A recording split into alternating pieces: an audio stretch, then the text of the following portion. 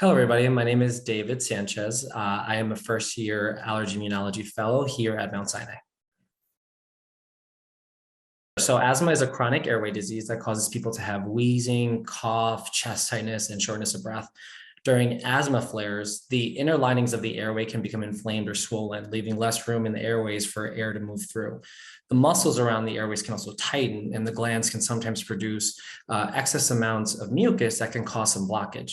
And asthma tends to affect people of all ages, in particular those who are more prone to allergic disease or those who have a family history of asthma. Things like pollens, animal hair, pests like cockroaches and mice, viral infections, pollution, and cold air, all those can be triggers for asthma. So treatment for asthma varies greatly depending on age, the severity of the asthma, and how people respond to the medications. Some patients will carry medications for the treatment of sudden asthma symptoms, and these are known as rescue inhalers. And some folks will use nebulizer treatments at home. Sometimes patients require daily medications, and those are called controller medications, and that either involves taking an inhaler once or twice a day. Sometimes that also includes taking certain pills every day. For more severe cases, some patients have to get monthly injections of very special medications. To prevent asthma attacks, it's important to see if there are certain allergic triggers by going to an allergy immunology specialist for special testing. Patients with asthma should take all their medications as prescribed and do everything they can do to avoid allergens that potentially worsen their asthma. And allergy immunology doctors like myself can help with that. If you're having sudden wheezing and difficulty breathing, you should use your rescue inhaler or a nebulizer treatment that was prescribed by your doctor, either your primary care doctor or your allergy doctor.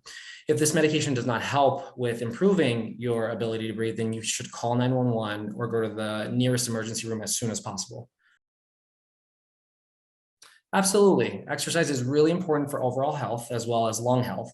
And there's so many benefits to physical activity for people living with asthma. Some people who have asthma may get those asthma symptoms when they're exercising, but a lot of these symptoms can be avoided with the right treatment plans.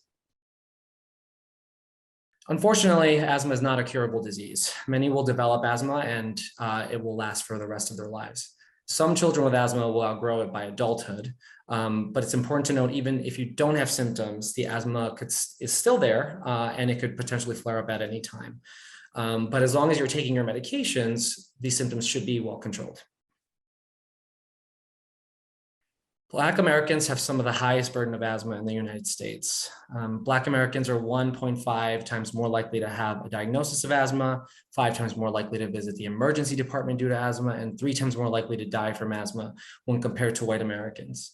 The reasons seem to be multifactorial, meaning that there's a lot of reasons why this is happening, but one of the reasons is potentially structural racism. So an example of structural racism is, for instance, poor housing conditions, lower paying jobs where environmental exposures may be more problematic, less access to quality healthcare, exposure to more crime and violence, and neighborhood pollution.